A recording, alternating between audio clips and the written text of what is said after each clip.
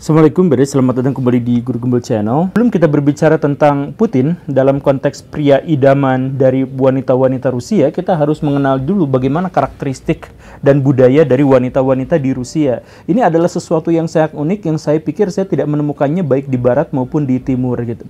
Di satu sisi, perempuan Rusia itu adalah perempuan yang sangat tangguh, sangat pemberani dan independen. Dia bisa nyari duit sendiri, dia bisa kerja sendiri, dia bisa hidup tanpa suami dan lain sebagainya. Yang luar biasanya ini melebihi dari angka kemandirian yang ada di negara-negara barat.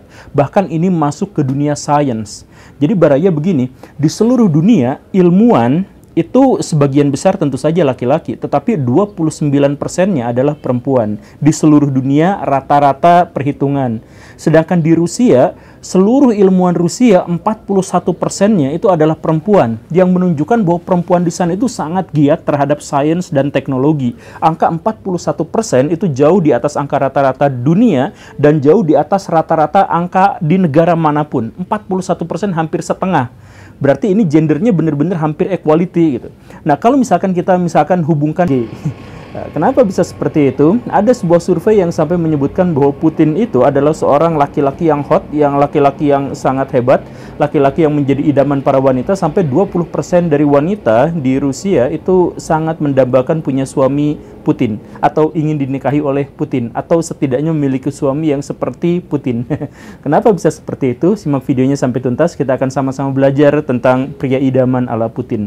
Ayo kita bandingkan dengan Inggris. Inggris itu wanita yang menjadi ilmuwan itu jumlahnya hanya sangat sedikit, sekitar 15%-an atau kurang dari itu. Dan kalau siapa penemu di Inggris itu yang menjadi perempuan yang jadi penemu itu hanya sekitar 4% saja.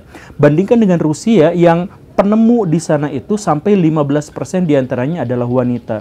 Kita bisa melihat data statistik tentang bagaimana keterlibatan wanita di Rusia dan kita akan menemukan betapa independennya dan betapa mandirinya mereka. Tapi yang aneh dan sangat luar biasanya adalah bahwa Rusia itu adalah sebuah negara yang rakyatnya menolak feminisme, menolak kesetaraan gender. Unik ya. Jadi feminisme itu pernah berkibar di Rusia, di wilayah Uni Soviet dan semacamnya itu sekitar tahun 1980, 1990, memasuki tahun 2000 udah melempem, dan setelah tahun 2000-an feminisme benar-benar ditolak. Mungkin hanya sekitar 10-15% perempuan yang menerima feminisme. Mereka menganggap bahwa kesetaraan gender itu adalah satu mitos yang terlalu membelenggu, sesuatu yang membuat gila dan lain sebagainya. Jadi di satu sisi mereka memiliki kemandirian yang melebihi orang-orang barat, tetapi di sisi lain mereka menolak untuk menerima kesetaraan gender.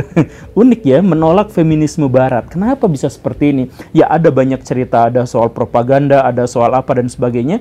Tapi kalau misalkan kita melihat budaya menyebutkan bahwa jangan pernah berpacaran dengan perempuan Rusia. Kenapa seperti itu? Yang pertama itu adalah independen. Mereka nggak akan minta tas cantik dengan kompensasi layanan seks. Mereka nggak minta seperti itu.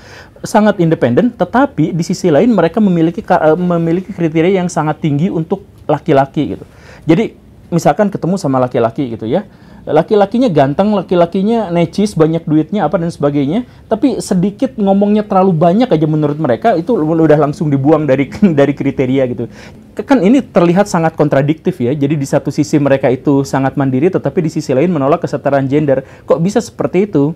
Penjelasan yang sangat sederhananya begini Baraya, di Indonesia aja lah kita lihat ada perempuan-perempuan yang tubuhnya tinggi misalkan ya, Anya Geraldine yang misalkan yang semacam itu gitu. Biasanya kalau mereka ditanya tentang apa kriteria laki-laki idaman secara fisik, mereka biasanya pengen yang lebih tinggi dari saya gitu.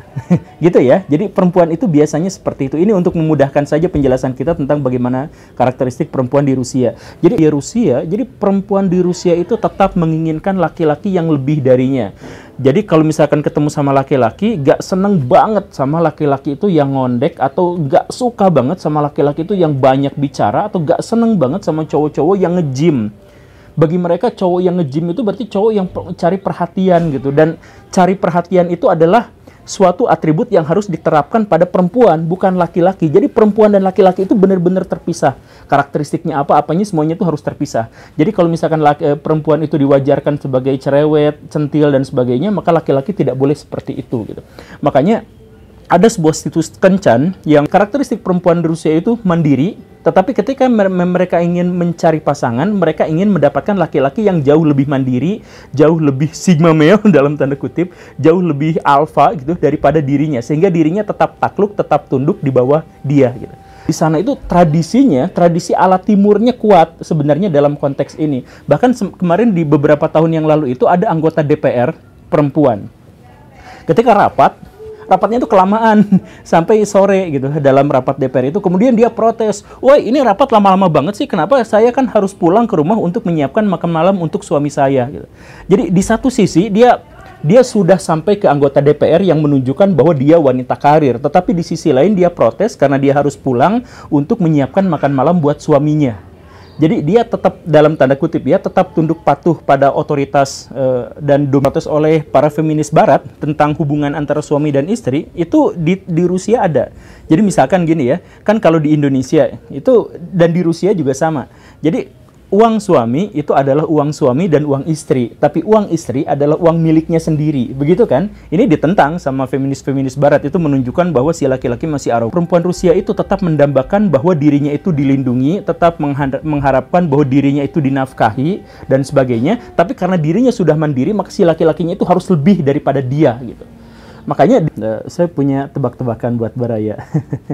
Puding susu itu tentu saja adalah sangat enak, tetapi apa yang membuatnya menjadi jauh lebih enak?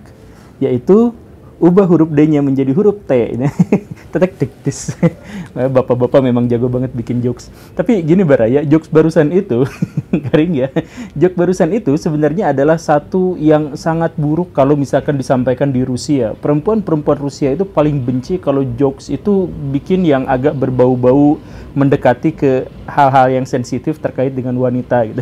Biasanya seperti itu. Tapi walaupun begitu, orang-orang Rusia itu sangat suka pada satu bagian di antara jokes yang tadi, yaitu Putin tanpa